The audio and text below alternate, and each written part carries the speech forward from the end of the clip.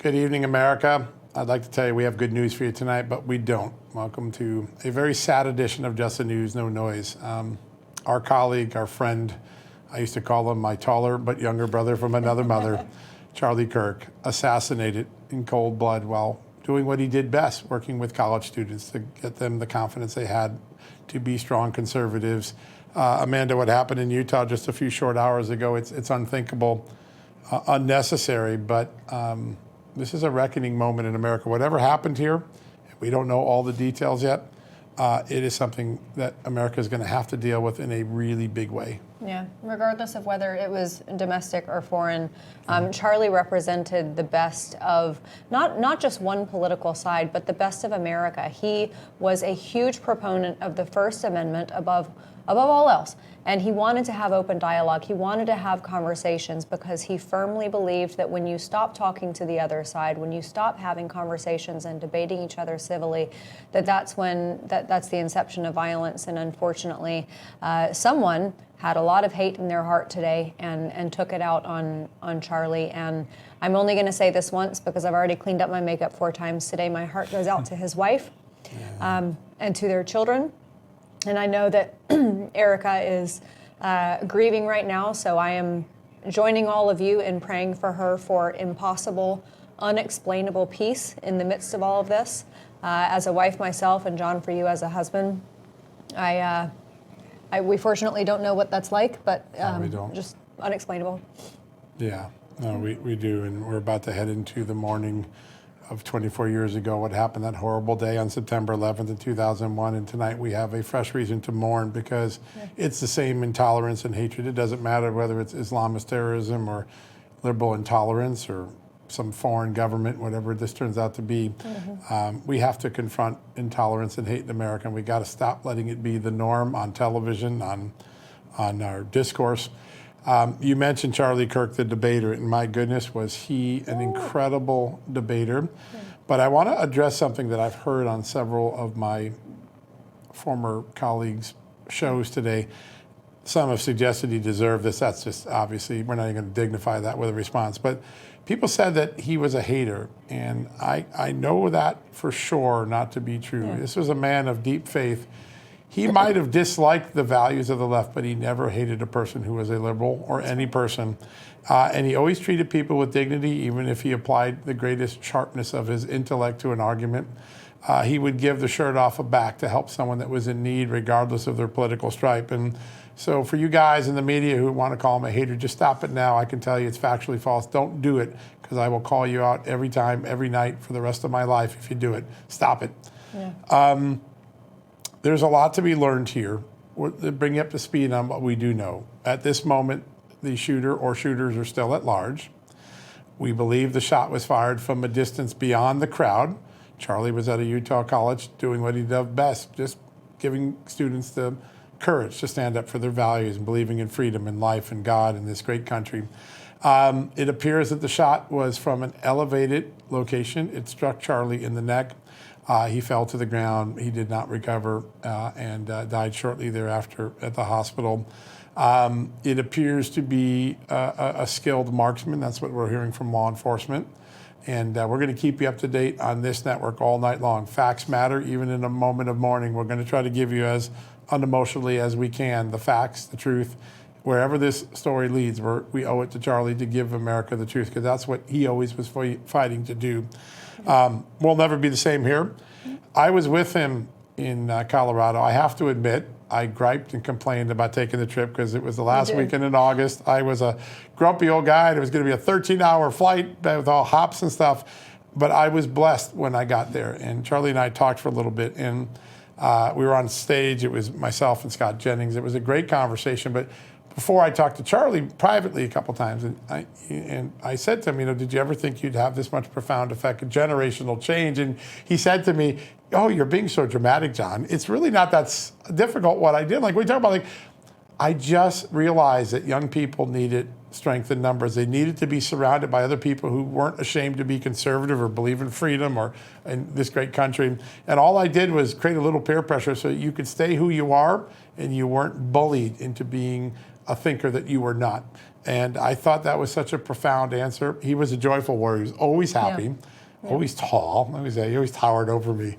But he towered over me not just in his height, but in the intellect and the sense of mission that he felt. And we are a lesser country tonight, absent his incredible persona, and we grieve with him, along with Erica and the kids and our colleagues here at Just the News, who, amidst the sad news, just kept reporting the news so you could get it in real time. And I'm proud of every one of them who stood alongside us today, Amanda, and just gave our viewers what we knew in real time. All right, I think we have somebody who knows Charlie really well. He was a mentor, an advisor, a supporter. He once ran for governor of Illinois. He would have made an incredible governor of Illinois, and he's joining us right now, Gary Rabin. Gary, thank you for joining us on this very sad evening. Thank you, John. I appreciate you having me on. It's not an easy time to be on, but when you call, I'm going to be there for you for sure.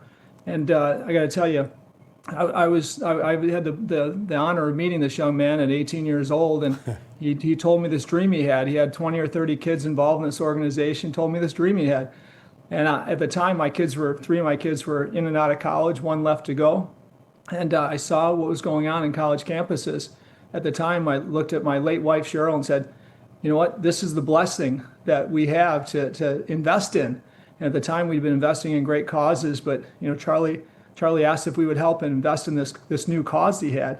And when we understood the intelligence of this young man, we're like, golly, if anybody can do it, this is the mind that can make the change.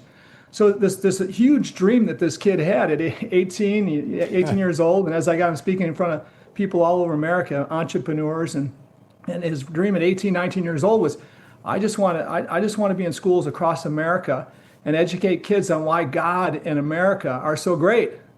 So anybody that says that he has hate in his heart, they don't know him. They didn't know him, okay? He loved everybody, just like God expects of all of us. And when you listen to him debate, he respected everybody before he disagreed with them, and he always reasoned with anybody to tell his side of the story, his point. And so anyway, I had the blessing to be great friends with Charlie through these last 13 years, and I love him dearly. We have to pray for Eric and his family because boy, she needs us all. And then we have to pray for America because we know that the devil goes after great leaders in our society, right? From Jesus to Martin Luther King, Abraham Lincoln, Charlie Kirk.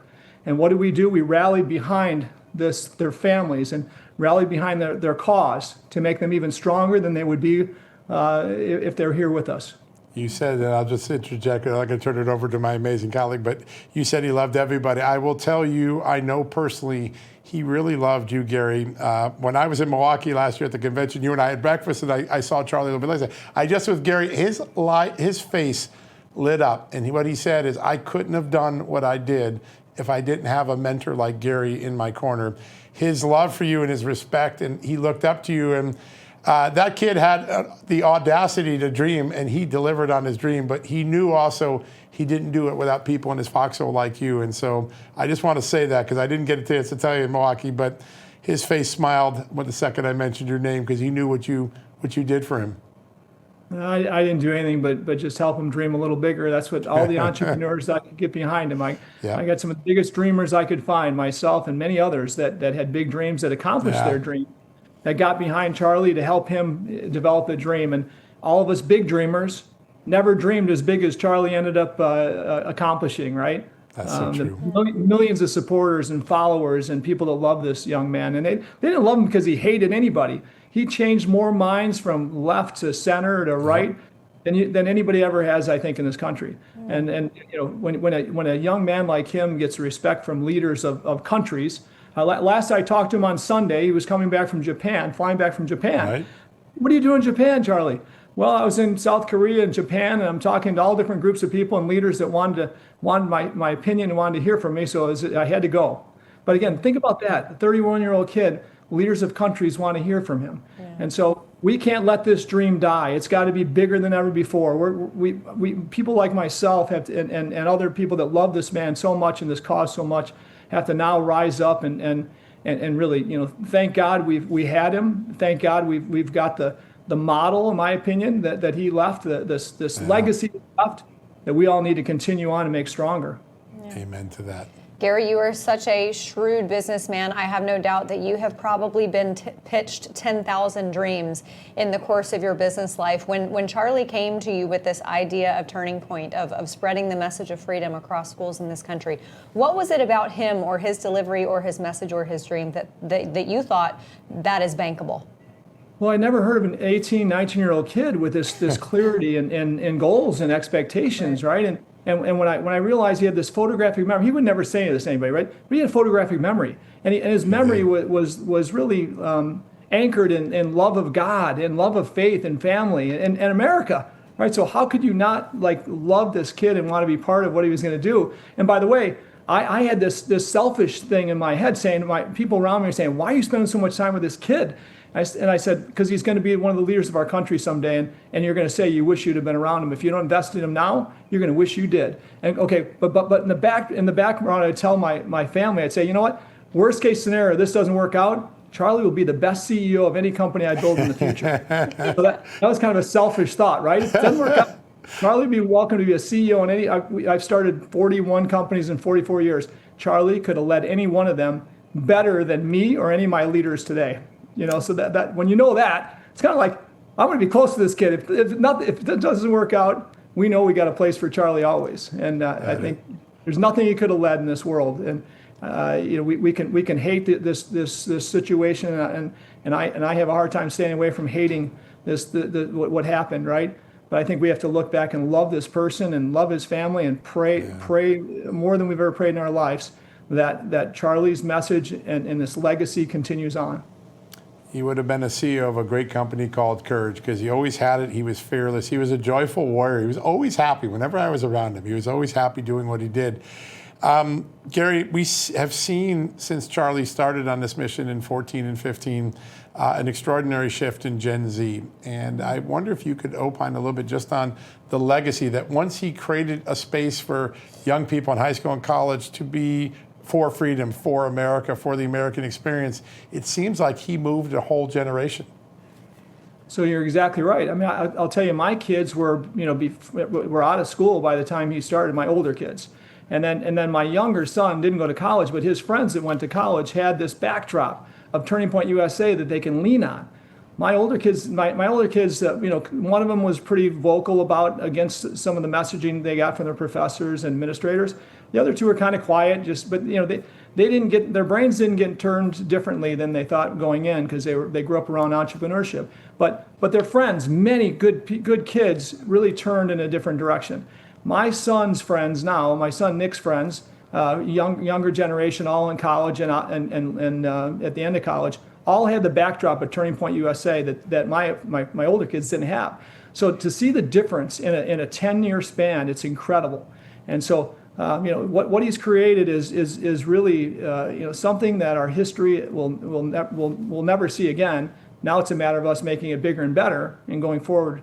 Making it bigger and better, right? But yeah, it's such a difference in college campuses. Now high school campuses also, by the way, we're growing rapidly in high school campuses as well. And it's like we have to educate this message in grade schools as well. Yeah, you are right. Gary, Charlie was so one of a kind. He was so patriotic. He was so charismatic. It's hard to see Turning Point continuing in the same manner without him, but we all know that he left an incredible playbook, and there are plenty of capable people there at Turning Point. Does it continue with the same speed and fervor as it has been traveling along since its inception?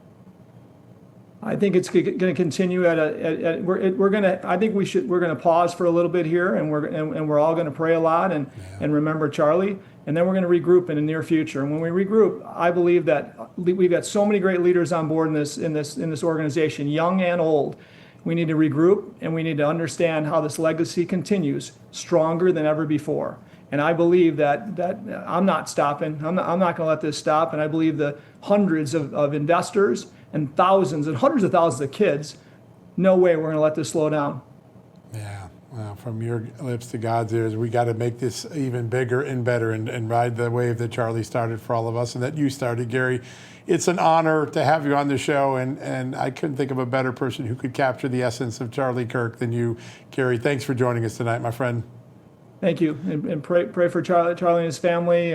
We We will never forget this man. Just like we didn't forget Jesus, we didn't forget Lincoln, we didn't forget Martin Luther King. We're not forgetting Charlie Kirk. Yeah, we shan't. We shan't. We'd be a mistake to do so. Gary, thank you so much. All right, folks, we're going to take a quick commercial break, catch our breath here. We've got more around the corner. The FBI has a lot of work ahead of it under Kash Patel to figure out what happened here. We've got one of the FBI's best to join us, retired FBI Executive Assistant Director and good friend, Chris Piotta, up next, right after these messages.